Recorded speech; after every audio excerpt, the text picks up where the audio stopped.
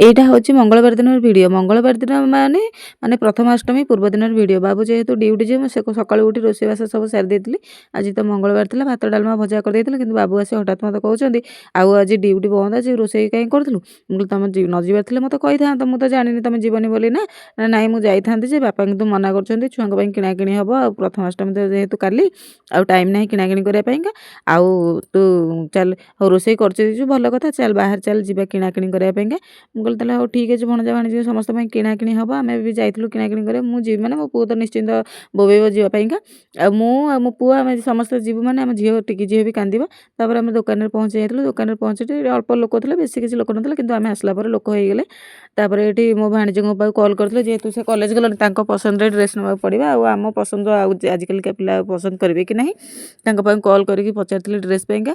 ସେ ଏଠି କହୁଥିଲେ ଫୋନ୍ରେ ଡ୍ରେସ୍ ପାଇଁକା କେମିତି ଡ୍ରେସ୍ ଆଣିବା ପାଇଁ କେମିତି କ'ଣ।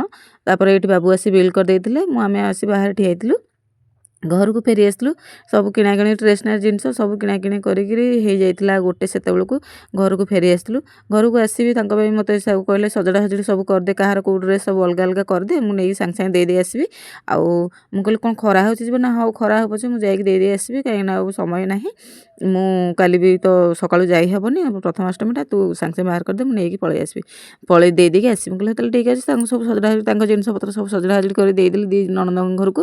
ସଜଡ଼ା ସଜଡ଼ି କଲା ଭିତରେ ମୋ ବାପା ବି ସକାଳୁ ଫୋନ୍ କରିଥିଲେ ଆସିବା ପାଇଁକା, ମୋ ପୁଅକୁ ପୁରୁଣା କରିବା ପାଇଁକା। ସେଥିଲାଗି ଆଉ ବଜାରରୁ ମାଛ ଟିକେ ନେଇକି ଆସିଥିଲୁ କିଣିକି, ଯେହେତୁ ବାପା ଟିକେ ଆଇଁଷକୁ ଭଲ ପାଆନ୍ତି ଖାଇବା ପାଇଁକା, ସାଧା ସେତେ ଭଲ ପାଆନ୍ତିନି। ମୁଁ କହିଲି ମଙ୍ଗଳବାର ହଉ ପଛେ ବାପାଙ୍କ ପାଇଁ ଆଣ। ବାପା ଇଏ ବି ସେଠୁ ଆଣିଥିଲେ, ମାଛ ନେଇକି ଆସିଥିଲେ। ମୁଁ ଏଠି ସଜଡ଼ା ସଜଡ଼ି କରିସାରିଲା ପରେ ଯିବି ରୋଷେଇ କରିବି। ଟାଇମ୍ ବି 1 ସାଢ଼େ 1 ସେତେବେଳକୁ ହେଇଯାଇଥିଲା। ଏଠିକି ଆସିଲି, ମୁଁ ମୋର ତାଙ୍କୁ ଦେଇ ସାରି ସିଏ ବିଦା ହେଇଗଲା ପରେ ଏଠି ଆସିଲି ତରକାରୀ କରିବା ପାଇଁକା। ବାପାଙ୍କୁ ଏତେ କଷ୍ଟ କରି ରୋଷେଇବାସ କଲି, ତ ବାପା କିନ୍ତୁ ଆସିକି ପହଞ୍ଚିଲା ଭିତରେ 2ଟା ସାଢ଼େ 2ଟା ହେଇଯାଇଥିଲା। ବାପା ଯେହେତୁ ଘରଠୁ ଖାଇକି ଆସିଥିଲେ, ସେ ମନା କରିଥିଲେ ଖାଇବା ପାଇଁକା, କହିଲେ ନାଇଁ ନାଇଁ ମୁଁ ଆଉ କିଛି ଖାଇବିନି, ମୁଁ ଖାଇକି ଆସିଛି। ମୁଁ କହିଲି ବାପା ମୁଁ ଏତେ କଷ୍ଟ କରି ରୋଷେଇ କଲି, ଅଳ୍ପ ଟିକେ ଖାଅ ନା। ଯେହେତୁ ସେ ଖାଇକି ଆସିଥିଲା, ସେଠୁ ଜବରଦସ୍ତି କରିବାରୁ ଅଳ୍ପ ଟିକେ ଖାଇଲେ। ସେ ସେତେଟା ଖାଇବାକୁ ସେତେ ଭଲ ପାଆନ୍ତିନି, ଗୋଟେ ଥର ଖାଇବା ହେଇଗଲେ ବାସ୍ ତାଙ୍କର ଆଉ କିଛି ବି ଦରକାର ନାହିଁ।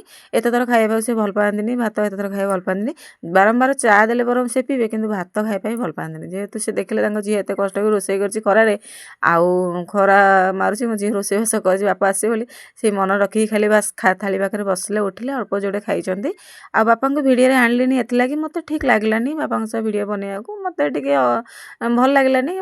ଆଉ ଅଲଗା କେତେବେଳେ ବାପାଙ୍କ ବିନା ନଜରରେ ବାପାଙ୍କର ଭିଡ଼ିଓ ବନେଇ, ବାପା ଯେମିତି ନଜର ନ କରିପାରିବେ ଯେ ମୋ ଝିଅ ଭିଡ଼ିଓ ବନଉଛି ବୋଲି, ସେଥିଲାଗି ମୋତେ ଠିକ୍ ଲାଗିଲାନି। ମୁଁ ଭିଡ଼ିଓ ଆଉ ବନେଇଲିନି। ଯେହେତୁ ଭାତ ଡାଲମା ଭଜା ସବୁ କରିଦେଇଥିଲି, ଖାଲି ବାସ୍ ମାଛ ମସଲାଟା କରିଦେବି। ଆଉ ମାଛ ମସଲା ବି କରିଲି ସତ, କିନ୍ତୁ ବାପା ଖାଇଲେ ଅଳ୍ପ ଯୋଡ଼େ, ହଁ ଯାହା ବି ହଉ ସେ ଅଳ୍ପ ଟିକେ ଖାଇଛନ୍ତି। ଯେତିକି ବି ହଉ, ସେ ତ ଏତେ ଥର ଖାଇବାକୁ ଭଲ ପାଆନ୍ତିନି, ଯେତିକି ହଉ ଖାଇଲେ। ତାପରେ ଏଇଆ କଥା ମାନେ କ'ଣ, ମାନେ ମୁଁ ଆଜି ସକାଳୁ ସାଙ୍ଗମାନେ ପୁରା ଉପାସ, ମାନେ ସକାଳେ ଟିକେ ଜଳଖିଆ ଖାଇକି ଯାଇଥିଲି ବଜାର ଭିତରେ, କି ସବୁ କିଣାକିଣି ସରିଲା ବେଳକୁ 1 ସାଢ଼େ 1 ହେଇଗଲା। ଘରକୁ ଫେରିଲା ବେଳକୁ 2ଟା ପରେ ଆସିକି ଏଠି ରୋଷେଇବାସ କରୁଛି, ମାନେ ବାପା ଆସିବେ ବୋଲି। କାହିଁକି କେଜାଣି ଘରଠୁ କିଏ ଆସିଲେ ମୋତେ ଭୋକ ହୁଏନି, କି ମାନେ ଘରକୁ କେତେବେଳେ ବୁଲିବାକୁ ଗଲେ ବି ମୋତେ ଭୋକ ହୁଏନି। କାହିଁକି କେଜାଣି ମୋ ସହ ଏମିତି ହୁଏ, ମାନେ ବେଳେବେଳେ 1 ଘଣ୍ଟା ଉପାସ ରହିପାରିବିନି, କିନ୍ତୁ ଆଉ ବେଳେବେଳେ ମନ ଭିତରେ କ'ଣ ଥାଏ, ବାପ ଘରୁ କିଏ ଆସିଲେ ବାସ୍ ନାଇଁ ମୋ ବାପ ଘରୁ ଆସିଛନ୍ତି, ଖାଇ ପିଇ ସେ ବାସ୍ ଆଗ ଚାହାନ୍ତୁ, ତାପରେ ମୁଁ ଖାଇବି କ'ଣ, ସେଇଆ ମୋ ମନ ଭିତରେ ହୁଏ। ଭୋକ ଶୋଷ ବି ହୁଏନି। ବାପା ମାଆଙ୍କୁ ଦେଖିଦେଲେ ଟିକେ ଖୁସି ଲାଗେ, ଆଉ ଭୋକ ଶୋଷ ବିଲକୁଲ ହୁଏନି। ଯେତେ ବି କଷ୍ଟ ହଉ ନା କାହିଁ ଖରାରେ ଆସିକି ରୋଷେଇବାସ କଲି, ଆଉ ମାନେ ବାପା ମାଆଙ୍କ ଖୁସିରେ ମାନେ